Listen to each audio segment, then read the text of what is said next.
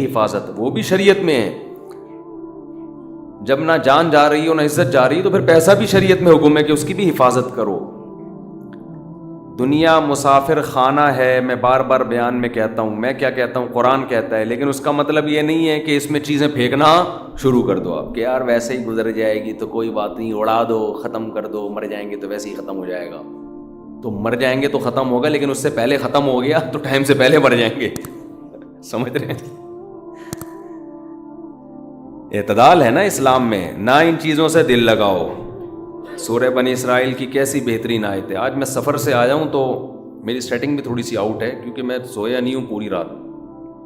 سفر میں تھا تو ابھی بھاگتا بھاگتا بس پہنچا ہوں. میں نہا دھو کے جلدی سے آ کے ممبر پہ بیٹھ گیا ہوں. آ کے ارادہ ہی نہیں ہو رہا تھا کہ آج بیان کروں گا, لیکن لوگ دور دور سے آتے ہیں تو آج سوال جواب کا سیشن کی چھٹی ہے آج, ٹھیک ہے نا. تو کیا کہہ رہا تھا میں,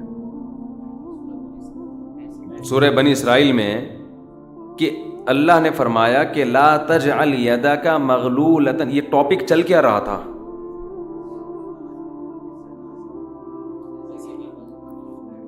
طہارت کی بات. تو وہ تو مجھے بھی پتہ چل رہی تھی, یعنی یہ لا کے کہاں سے عزت اور پیسے کی بات نہیں یار.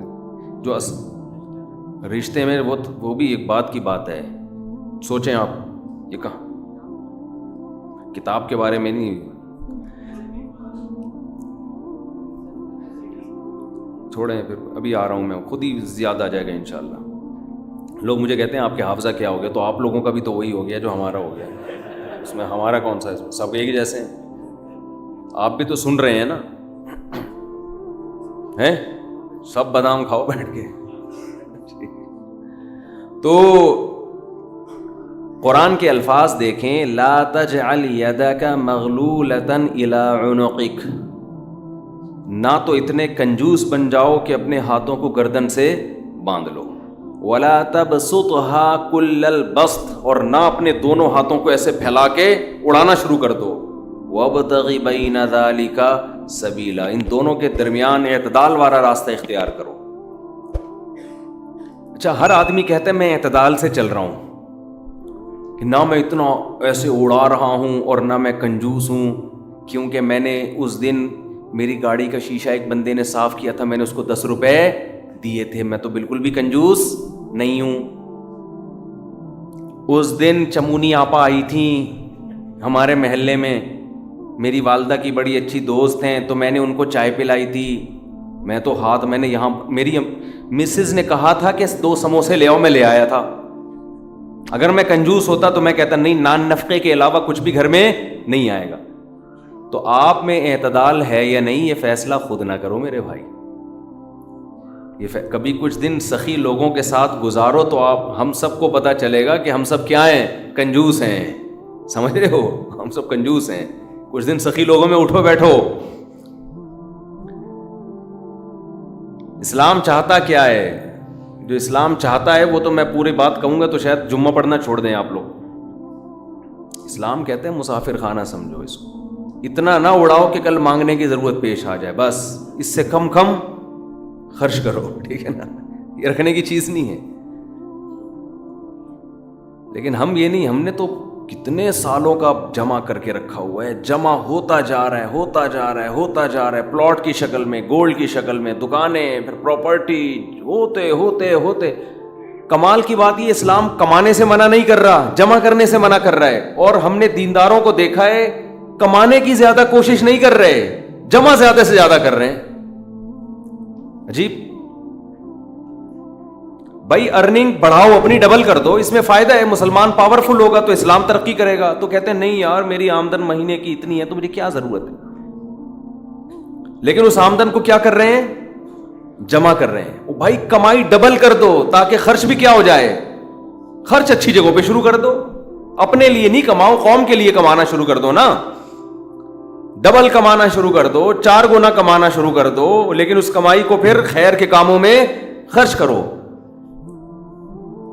نبی صلی اللہ علیہ وسلم نے فرمایا ایماندار تاجر وہ شخص جو اس لیے تجارت کرے کہ لوگوں کے سامنے ہاتھ نہ پھیلانا پڑے، ایمانداری کے ساتھ تجارت کرے، پیغمبروں کے ساتھ ہوگا قیامت کے دن۔ حضرت عثمان اگر تھوڑا کماتے تو 400 گھوڑے دیتے جہاد میں، بولو نا، گھوڑا لینڈ کروزر تھا اس زمانے کی، 400 V8 حضرت عثمان نے دیے ہیں، کتنا کمایا ہوگا۔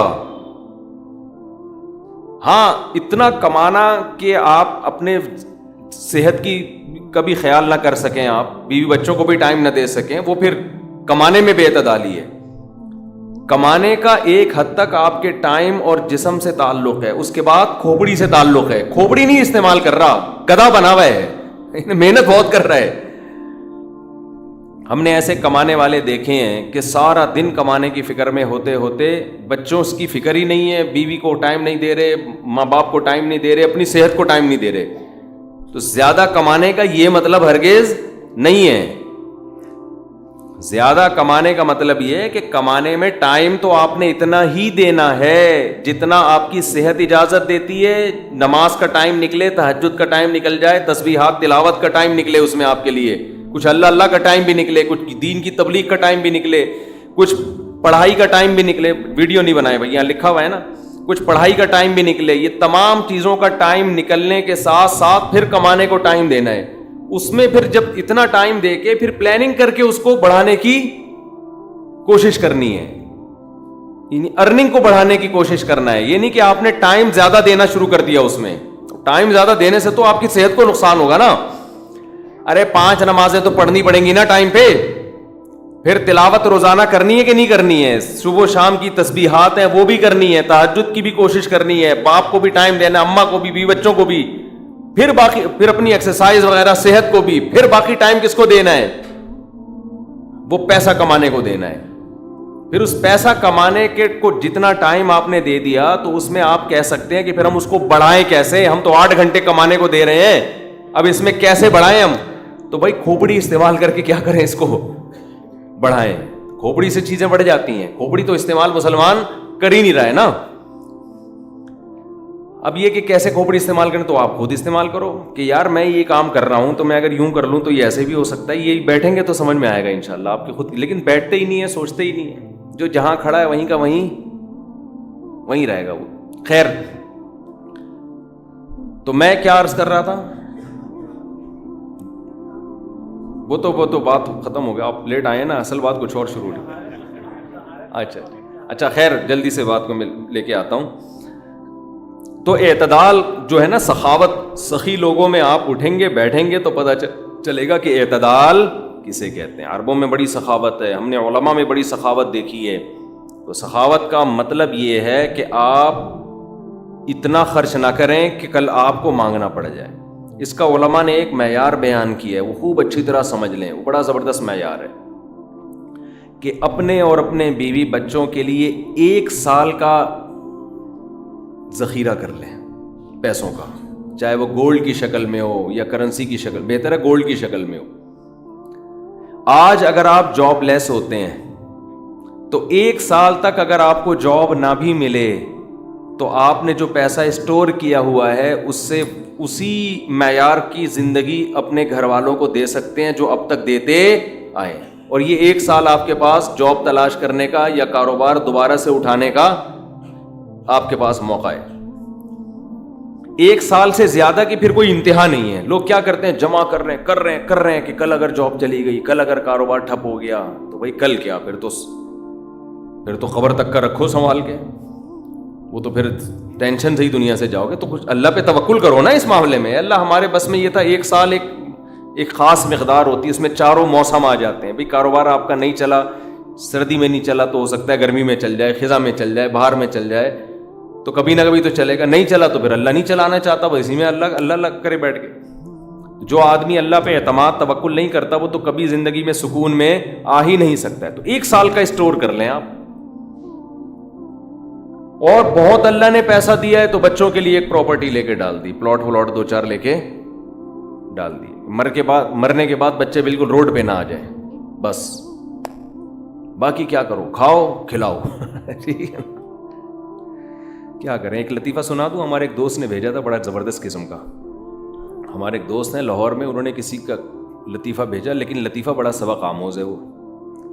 ایک آدمی گیا گوشت کی دکان پہ, شاید آپ لوگوں نے بھی سنا ہو, اور کہنے لگا کہ 1 کلو گوشت دے دو. اتنے میں ایک بندہ آیا, یہ آدمی لینڈ کروزر میں گیا نا, بڑی VIP گاڑی میں, مالدار آدمی ہے, گوشت کتنا لے رہا ہے؟ 1 کلو. دوسرا آدمی آیا, اس نے کہا بھائی 10 کلو گوشت دے دے, چانپیں بھی اور دل بھی, کلیجی بھی, پٹ کا گوشت الگ, بکرے کی الگ نکال, فلانے الگ نکال. بڑے بھائی وہ کسائی اس کو چھوڑ کر اس کے پیچھے لگ گیا نا, اس کو پہلے گوشت بنا کے دیا. یہ جو 1 کلو والا تھا نا 1 کلو والا, اس کو غصہ آیا کہ یار اس کو تو 10 کلو دے رہا ہے کم بخت, 10 کلو والے کو پہلے دے رہا ہے. اس نے کہا بھائی وہ اس کا آرڈر بڑا ہے, وہ پرانا کسٹمر ہے ہمارا. اس نے کہا یار اس کے پاس اتنا پیسہ کہاں سے آیا کہ اتنا ویسے گوشت لے کے جا رہا ہے. اس نے کہا بات یہ ہے کہ اس کی 4 بیویاں ہیں. اس کی کتنی بیویاں ہیں؟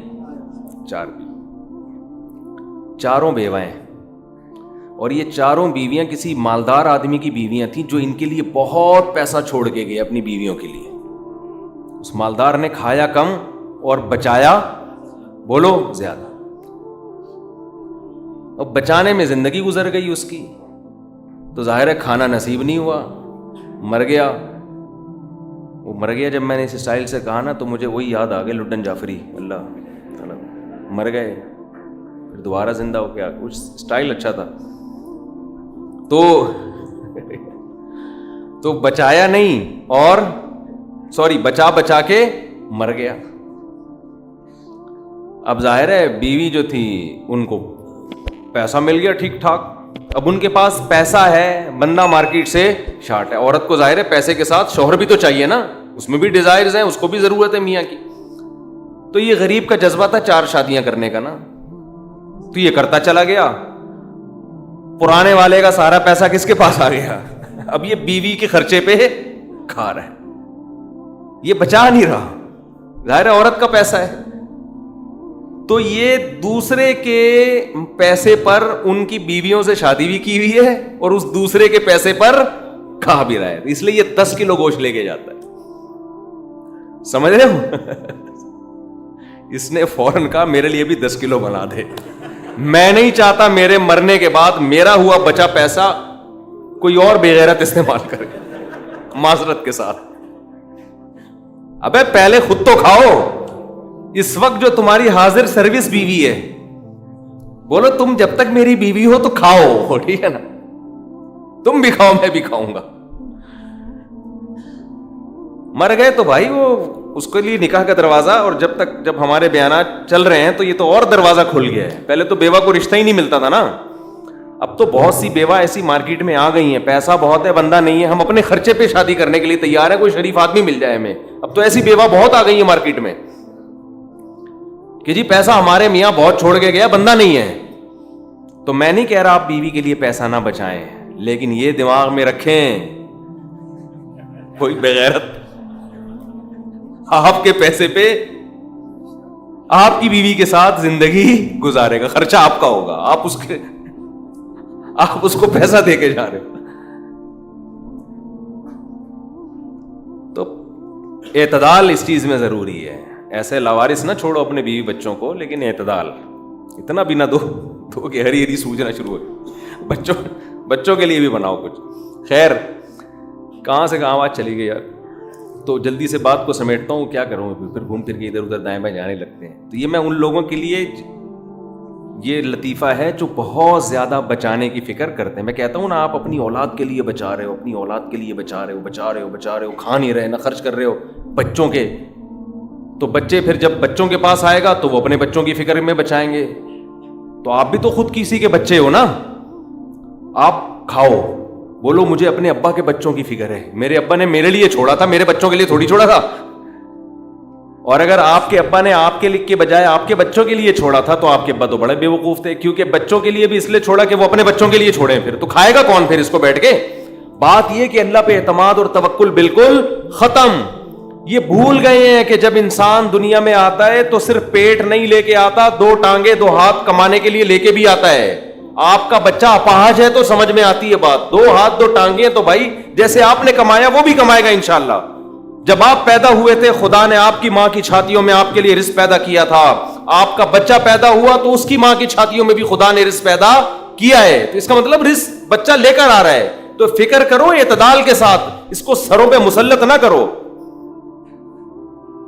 مسلط نہیں کرو, مسلط اتنی کرو کہ بس میں نے کمانا ہے, بیوی بچوں کو فی الحال کھلانا ہے میں نے, اس کے علاوہ رزق کے دروازے کھل رہے ہیں تو کھلے, جتنا اللہ کھول دیتا ہے, بعض دفعہ نہیں کھولتا اللہ تعالیٰ. یبسط الرزق لمن یشاء ویقدر, جس کے لیے چاہتا ہوں رزق کھول دیتا ہوں, جو جس کے لیے نہیں چاہتا وہ ایڑیاں رگڑ لیتا ہے مگر رزق کا دروازہ نہیں کھولتا. تو ٹینشن کس بات کی ہے, یہ تو اللہ کے ہاتھ میں ہے, آپ نے کوشش کرنی ہے, نتیجہ آپ کے ہاتھ میں نہیں ہے.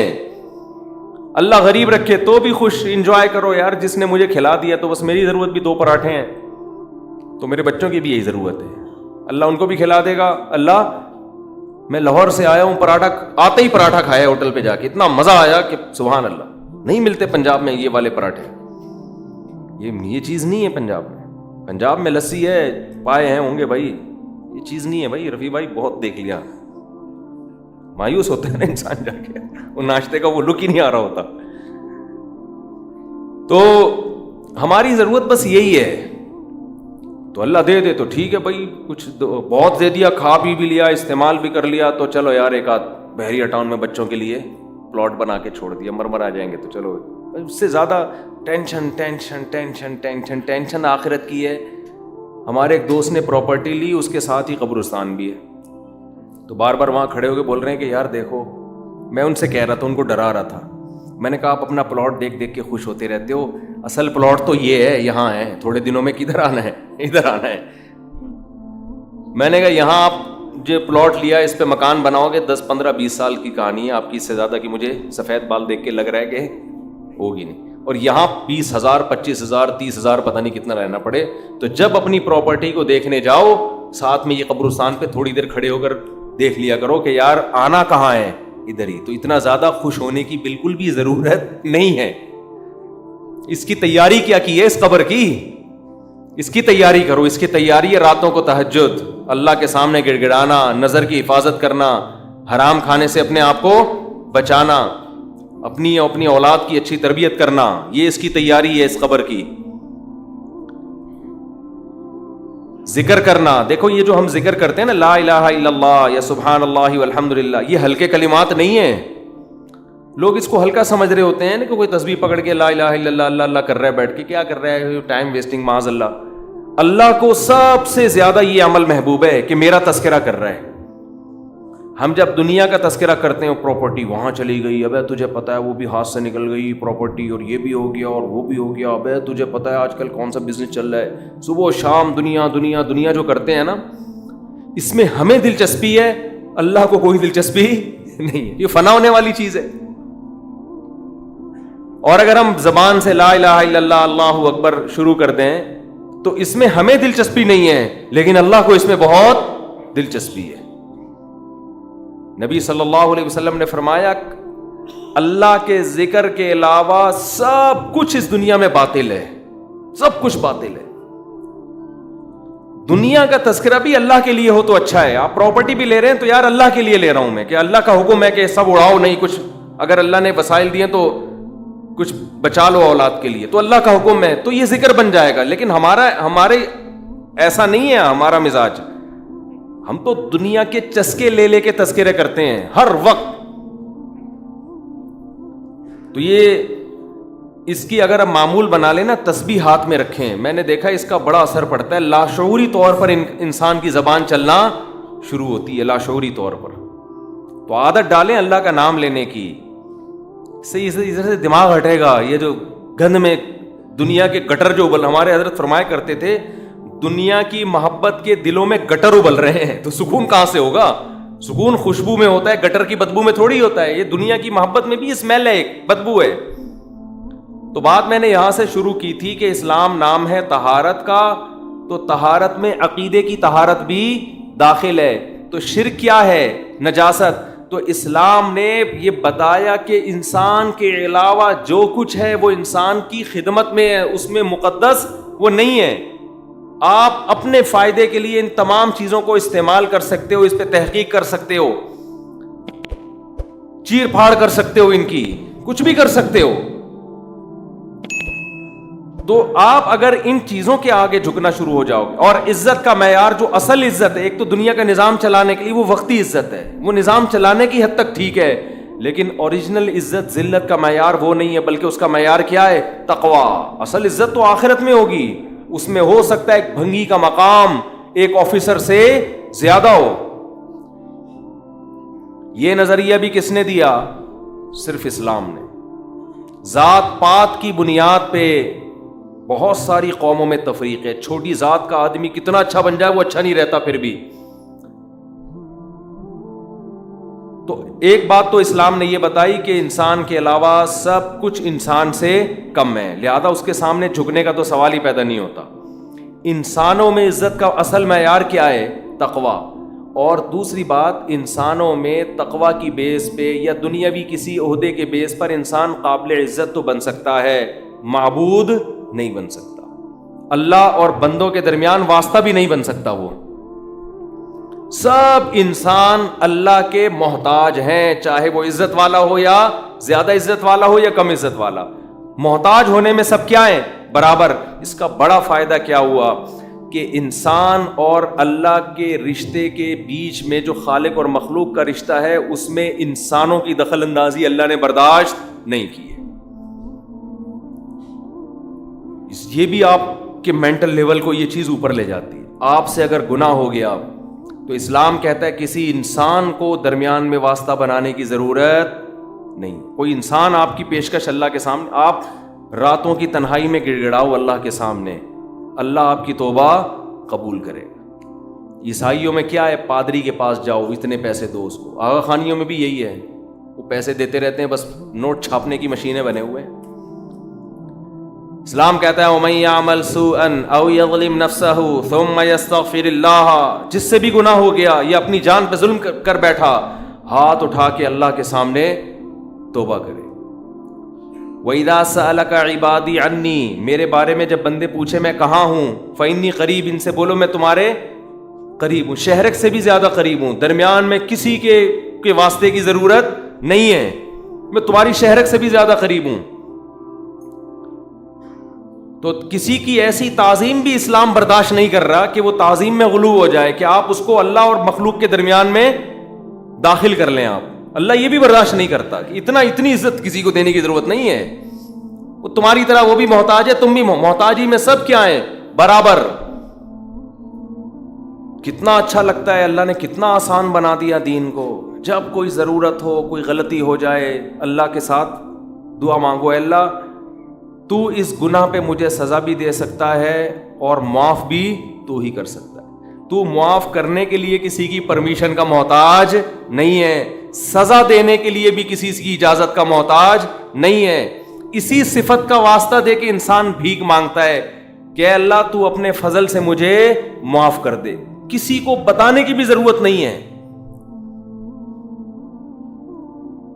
یہ چیز, یہ خودداری جو اسلام نے آپ کے اندر پیدا کی ہے, یہ بھی اسلام کے علاوہ دنیا کے کسی مذہب میں نہیں ہے.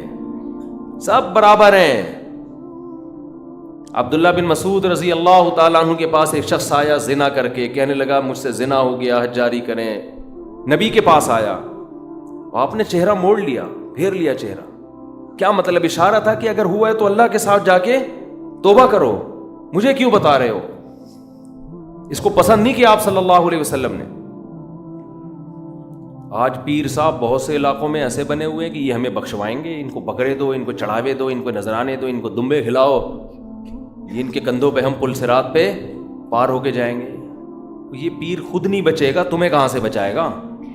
اس کی حرکتیں دیکھو تم, جو اس طرح کی حرکت, جو انسانوں کو اللہ سے ملانے کے بجائے اپنے آپ نیک بندہ نہیں ہو سکتا.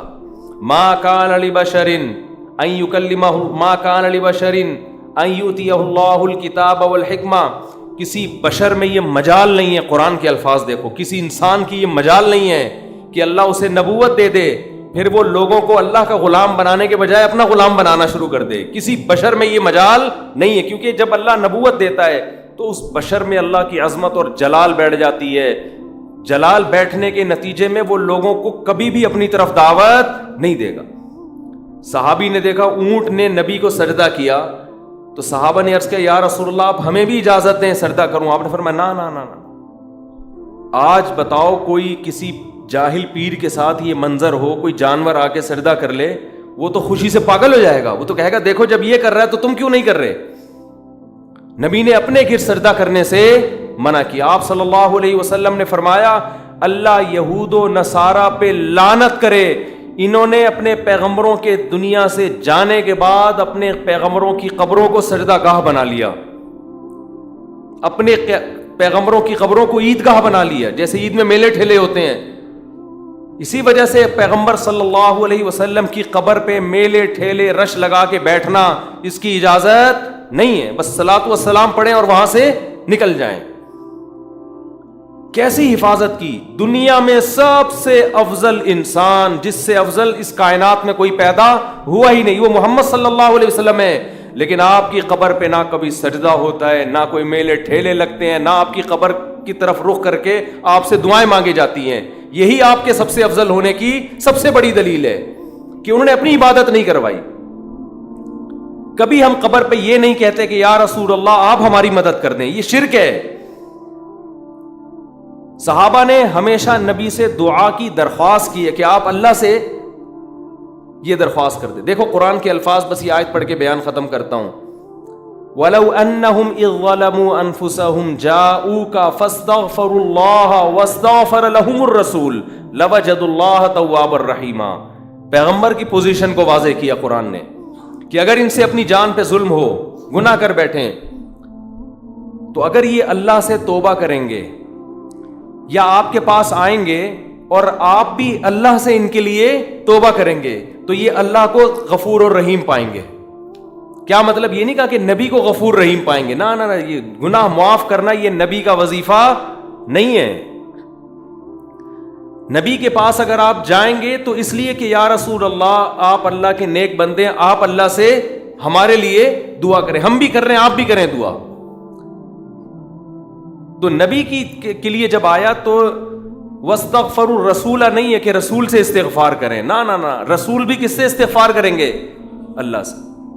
علماء کہتے ہیں درود شریف جو ہم پڑھتے ہیں نا, اللہم صلی علی محمد, اے اللہ محمد صلی اللہ علیہ وسلم پر رحمتیں بھیج, اس درود میں عقیدہ توحید اور زیادہ راسخ ہو جاتا ہے کہ ہمیں یہ سکھایا گیا ہے کہ جیسے ہم اللہ کی رحمت کے محتاج, پیغمبر صلی اللہ علیہ وسلم بھی اللہ کی رحمت کے محتاج ہے.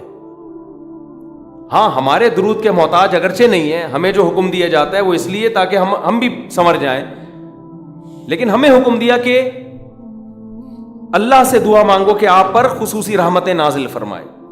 اس سے پتہ چلتا ہے کہ نبی بھی کس کے محتاج ہیں؟ اللہ کی رحمت کے محتاج. ہمیں دعا کا حکم دیا گیا اور ظاہر ہے اس لیے دیا گیا کہ یہ دعا اللہ قبول کرے گا اور اپنے نبی پر رحمتیں بھیجے گا. تبھی نبی نے فرمایا جو مجھ پر میرے لیے رحمت کی دعا کرتا ہے اللہ اس پہ 10 رحمتیں بھیجتے ہیں.